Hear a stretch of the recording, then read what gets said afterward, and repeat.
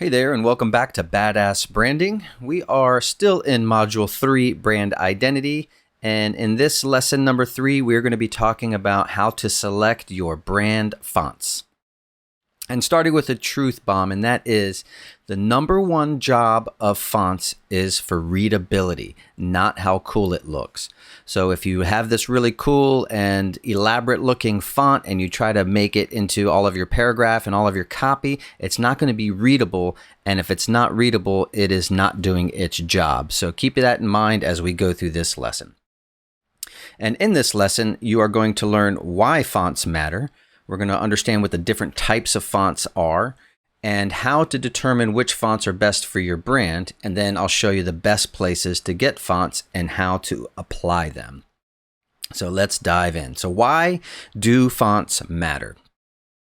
Well, fonts are the actual vessel that communicate your words. Words are created with these letters, and your copy is created from a collection of words, and your message is created from all of those words and sentences. So it's really important that your fonts are, one, not only readable, but they also help articulate your message. And the act of using and arranging fonts or type is called typography. So as you can see, fonts are in fact visual, even though it's text. People don't usually think of fonts as a visual aspect of their brand. So why are fonts important? Well, as I said, they convey your brand messaging literally from the words that they create, but then also they show sort of your personality by the shape and what the font looks like. So fonts have that visual aspect of it that have personality to them. Fonts can also give you context and emphasis on certain words and phrases that you might use in your branding, whether it's your websites or your PDFs or whatever. And then those individual fonts and letter shapes can sort of articulate a mood and sort of a feeling. So let's look at some examples. Let's say we have a fictitious law firm called Capital Law Firm, and this is the font that they used for their logo or for their letterhead, right? This is Comic Sans or something similar to that. And so if I saw this in an ad or something like that, and I would see Capital Law Firm in this sort of kid-like looking font, I would probably not trust them very much. So that would not be a good use of that font for that particular instance.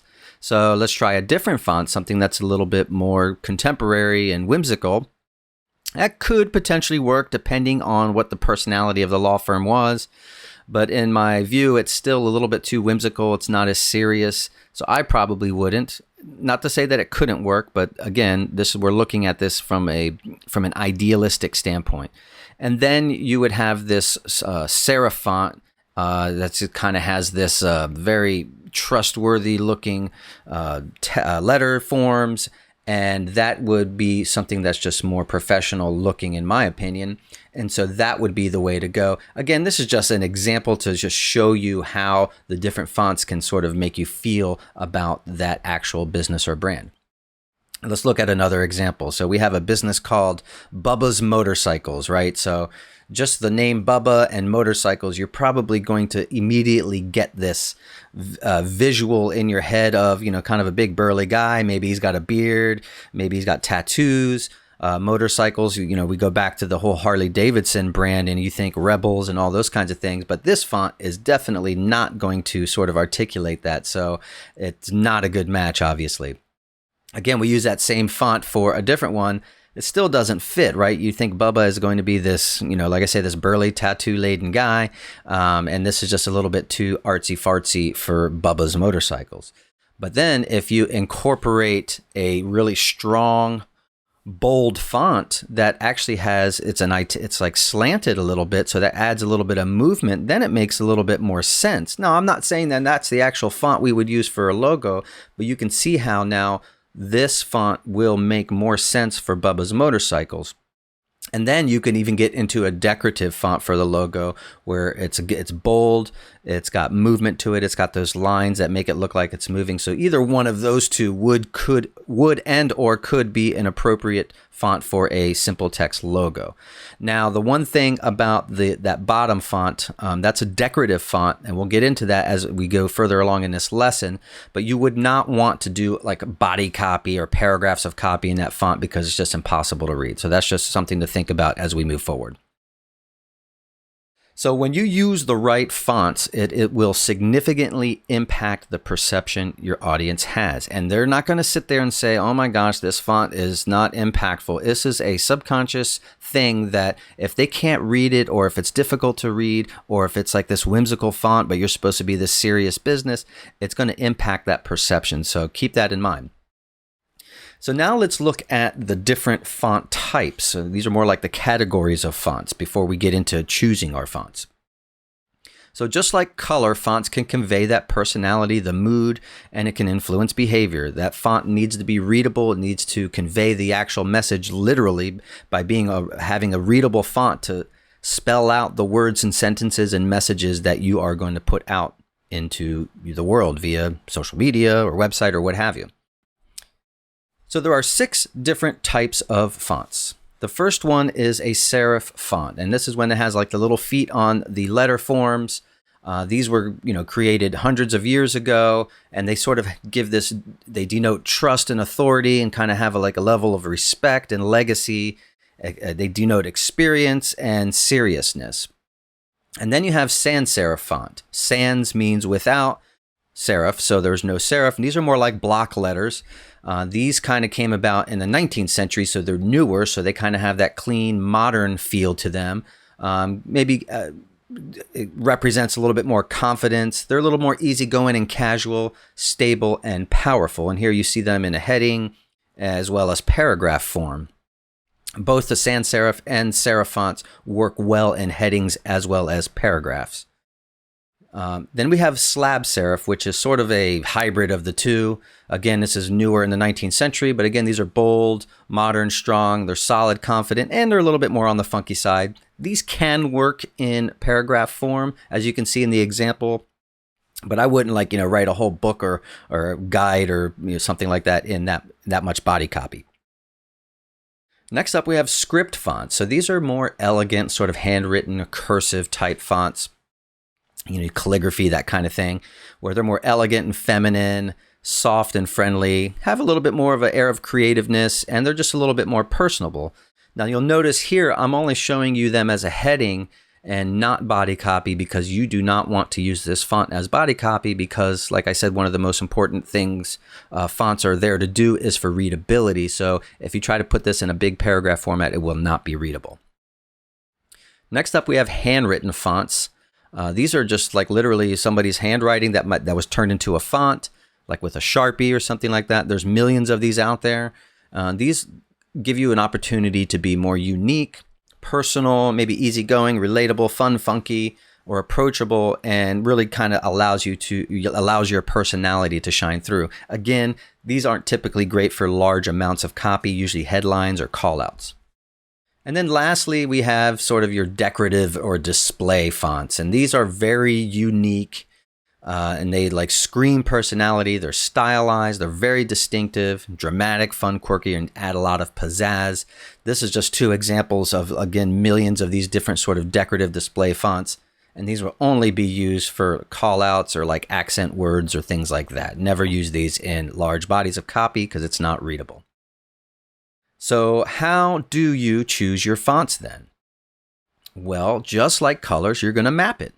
You're going to go back to those personality traits we did in the personality exercise, and you're going to map that personality trait to a font with a corresponding or similar attribute. So if you go back to those last slides I just showed you, serif and sans serif, those are going to be your main fonts. And the reason why that is goes back to readability, because you're going to need a font that you can use for large bodies of copy, paragraphs and things like that, and bulleted lists and whatnot.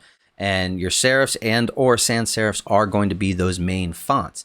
The rest of these font categories are going to fall into the accent font category. This is where you're going to use these fonts very sparingly for headlines, titles, maybe a call out or a quote or something like that. You'll never use these fonts in large bodies of copy. 1, it doesn't look professional, and 2, it's not very readable. So as you pick those main fonts, you want to consider the style of the individual font. So a lot of those fonts, let's say like Helvetica or Arial, they're going to have your light or thin versions, bold, black, regular, italic, bold, italic, condensed, a wide, or an extended version. So a lot of those fonts, like I say, like Arial or Times New Roman or something like that, will typically have a lot of options within those. You just have to look at that font family to see what's available. So there are three sort of font models that you can use in your branding. And this is basically a grouping or a pairing. You might have heard the term pairing of different fonts to use for your brand. And these are pretty much, self-explanatory, but the one font model here is when it uses just one font in your brand. You can use the different styles, meaning bold, italic, thin, extended, etc. And these are going to be the easiest to use because it's only one font you have to deal with just some of those different styles to differentiate. Say in this example here, the subheader is an italic version where the header is bold and it's all caps. So you can do things like that to differentiate different sections of your copy. The next up is amazingly called two font model, and this is of course when you use two fonts. Again, you're going to use your different styles like bold, italics, and things like that.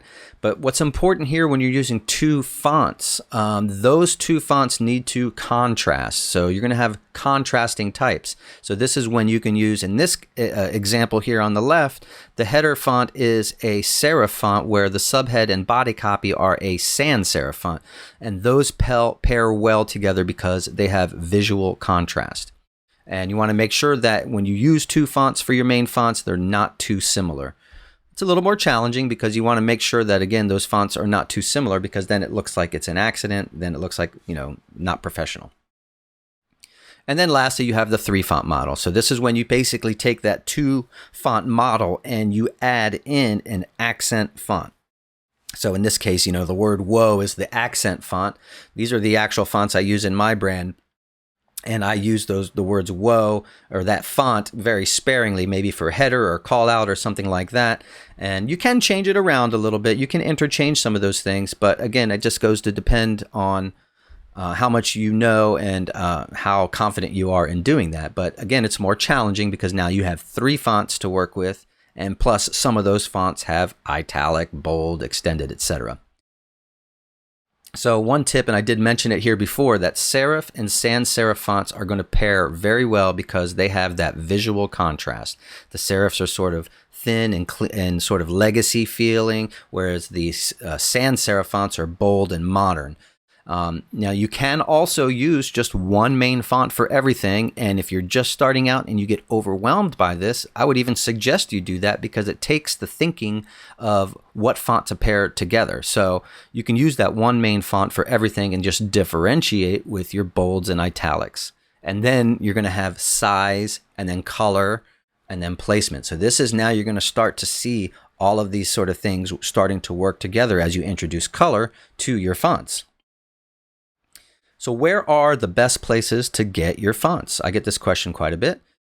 But my favorite font sources are, especially if you're starting out as an online entrepreneur, is Google Fonts. One, it's an entirely free library. It's very good for it being free. And it's readily available across the internet. Then you have the Adobe type library. So I'm a graphic designer. I subscribe to the Adobe Creative Suite. So I have access to that type library. That's subscription based. So there is an investment involved in there. And then you have Creative Market, which is an online marketplace where you can buy all sorts of stuff like, graphics and things like that, as well as fonts. It's very affordably too. And those are going to be more for your accent fonts, not for your main fonts, because it can get expensive, but it can also get messy in trying to get those fonts loaded up to, say, a website or something like that. So if you're not sort of well versed in all that back end stuff, I would stick to Creative Market for just more of an accent type font. So let's look at the Google font interface here, and it's actually really, really good. It's got thousands of fonts in here, and they have them organized via these categories: serif, sans serif, display, handwriting. Monospace is sort of like this computer. I don't understand what monospace is, but you don't have to worry about that one. Just stick with those top four.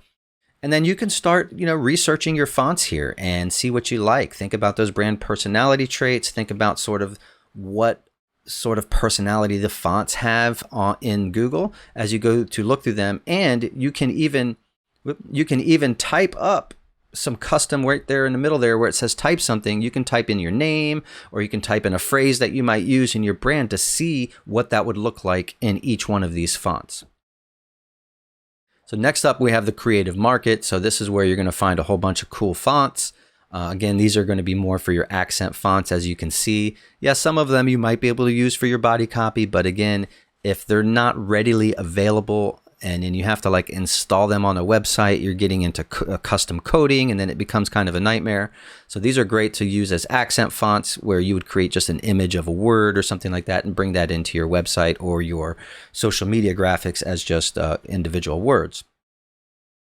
And then you have the Adobe font library, which is similar to that of the Google font library. They do have a different way of organizing them via tags, so I can look at some like a friendly font. So this will help me sort of look for those attributes.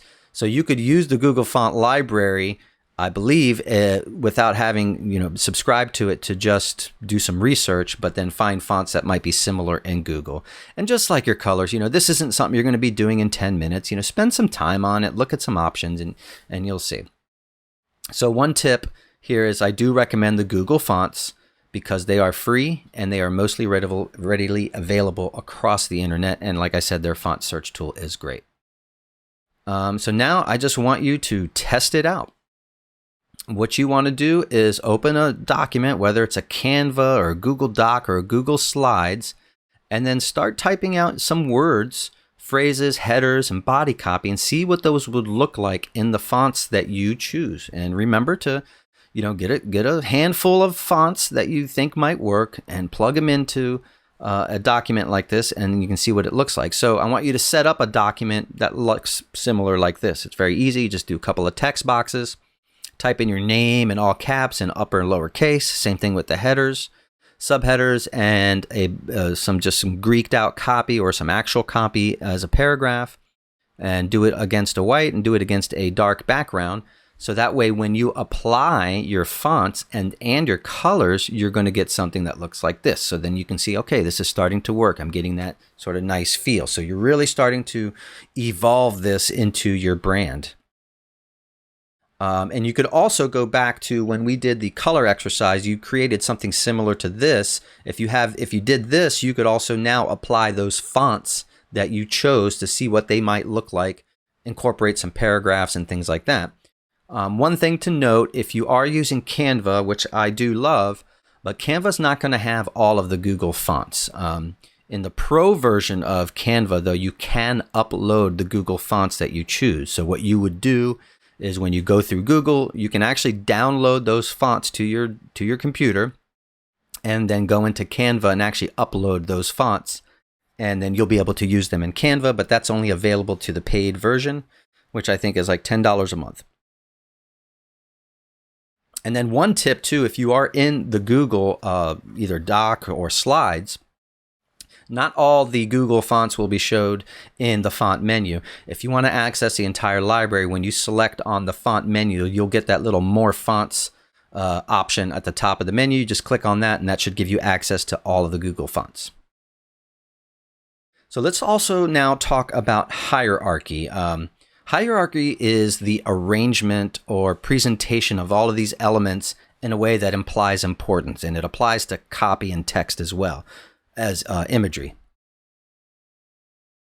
So let's look at this sort of fake web page or document, right? And I've gone to plenty of websites that have sections that look like this, right? And that's not to throw shade at the person who did it. They just probably didn't have the know-how or didn't know better. But here you have the picture, you have like a headline, a subheader, some copy that's all centered, and oh, look, there's a text link to buy something. So it doesn't really stand out or anything like that. But when you apply the principles of hierarchy, you do something like this. This is just an example, and this is sort of hierarchy and design. So now you have the headline, which is very big and called out. You have a subhead that's in a different color. You have your text. And then look, there's a buy now button so that I know instantly I'm being sold to. And then I see the picture, that's me over there. My arms are sort of pointing over to the paragraph copy, so that visually sort of gives me a cue to look at the copy that's on the left. So it's sort of this circular motion that your eye takes as you're going through it. And this is what it would look like against the dark background. So when you apply the concepts of hierarchy, it just makes reading a lot easier. And people who scan, and people will scan your websites and things, they're going to see the headline, they're going to see the subhead, they're going to see a buy now button. And then if that's subhead and headline is something that's going to interest them, then they'll go back and read the copy. So let's look at a real life example of one of my clients. She came to me and she had a PDF lead magnet where she just wasn't feeling the colors. And so when I dove into it a little bit, I noticed that she actually wasn't even using her brand colors, which are the brighter yellow. So what I did was I first incorporated her actual brand colors. So you can already see that that brightens it up. And then I used some principles of hierarchy to make the copy much easier to read. So I made the headline much bigger. I broke the copy up into small paragraphs, and it's just so much easier and cleaner to read. And one of the nice little things about this, because her color, the brighter yellow, is such a warm color, it actually makes her photograph warmer. So if you look at both the photograph on the left and the right, the one on the right just seems brighter and more warm. And I didn't do anything to the photo. It's just that the juxtaposition of the photo to the warmer color brightens that color. So this is how you start to see all this stuff come together, and it really, really makes a difference, even if on a subconscious level. And then we also applied the principles of hierarchy to a simple page. The one on the left is what she had first. I didn't do a whole lot, but it just a little bit of hierarchy principles applied makes it a lot easier to read and scan. So secret, have a clear goal in mind. Here are the goals to keep in mind: lifestyle goals, current wardrobe. Now I'm going to read the whole thing.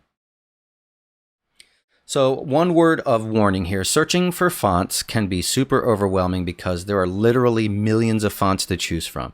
The key here is to experiment with a handful of font selections and decide, right? This is all about making decisions and taking action. I know Bobby is really big on taking action. I learned a lot of that from him. And sometimes you just need to choose the fonts and take action. So when you do this, don't use any more than 2 to 3 different fonts max. So don't try to use 5, 6, 7, 8 different fonts. It's going to look very chaotic. So we don't want that.